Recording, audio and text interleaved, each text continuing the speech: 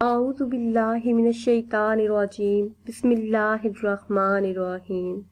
Viewers, میں اپنے channel میں آپ سب کو خوش آمدید کہتی ہوں اور امید کرتی ہوں کہ آپ سب بھی خیریت سے ہوں گے۔ آج کی ویڈیو میں ایک ایسا خاص عمل لے کر آپ کی خدمت میں حاضر ہیں۔ اس عمل کو کرنے کی برکت سے انشاءاللہ عز و جل اللہ پاک آپ کے رزق میں وسعت اور برکت عطا فرمائیں گے۔ اس عمل کی برکت سے اللہ پاک آپ کی آمدنی میں اضافہ فرمائیں گے۔ آپ کے گھر سے غربت اور تنگ دستی ہمیشہ کے لیے دور ہو جائے گی اور آپ مالدار ہو جائیں گے۔ یہ وظیفہ آپ نے جمعۃ المبارک کے دن کسی بھی وقت کر لینا ہے۔ یہ بہت ہی خاص عمل ہے۔ جب آپ یہ عمل کر لیں گے تو آپ دیکھیں گے کہ کیسے آپ کی زندگی سے تمام مشکلات اور پریشانیاں ختم ہو جاتی ہیں۔ ہر مصیبت سے نجات ملے گی۔ اللہ پاک تمام مشکلات سے آپ کو نجات عطا فرمائیں گے۔ تنگ دستی، غربت اور فکر و فاقہ والی زندگی سے نکال کر اللہ پاک خوشحالی والی زندگی آپ کو عطا فرمائیں گے۔ اس عمل کی برکت سے آپ کو کبھی بھی کسی چیز کی کمی نہیں رہے گی۔ ہمیشہ کے لیے آپ کا گھر امن و سکون کا گہوارہ بن جائے گا اور تمام پریشانیوں کا خاتمہ ہو جائے گا۔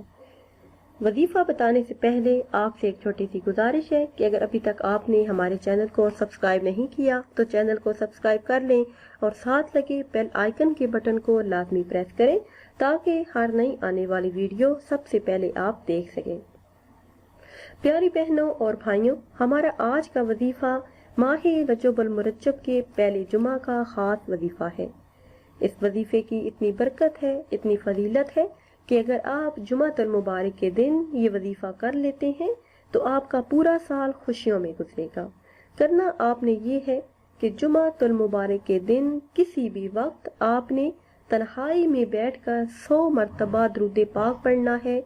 کوئی بھی درود پاک پڑھ لیں، اس کے بعد ہاتھ اٹھا کے اللہ تبارک و تعالی سے اپنی مشکلات کے حل کے لیے دعا مانگنی ہے تو انشاءاللہ عز و جل تمام مشکلات اور پریشانیاں ختم ہو جائیں گی۔ آپ کی زندگی میں سکون، چین، برکت اور عافیت ہوگی۔ اگر اس وظیفے کو آپ اپنا معمول بنا لیتے ہیں تو انشاءاللہ عز و جل کامیابی آپ کے قدم چومے گی۔ ویورز، یہ تھی ہماری آج کی ویڈیو۔ امید کرتے ہیں کہ آج کی یہ ویڈیو آپ کو پسند آئی ہوگی۔ اگر یہ ویڈیو آپ کو پسند آئی ہے تو اسے شیئر کریں اور لائک کریں اور نئی ویڈیو کے لیے ہمارے چینل کو سبسکرائب کریں۔ دعاؤں میں یاد رکھیے گا۔ اللہ حافظ۔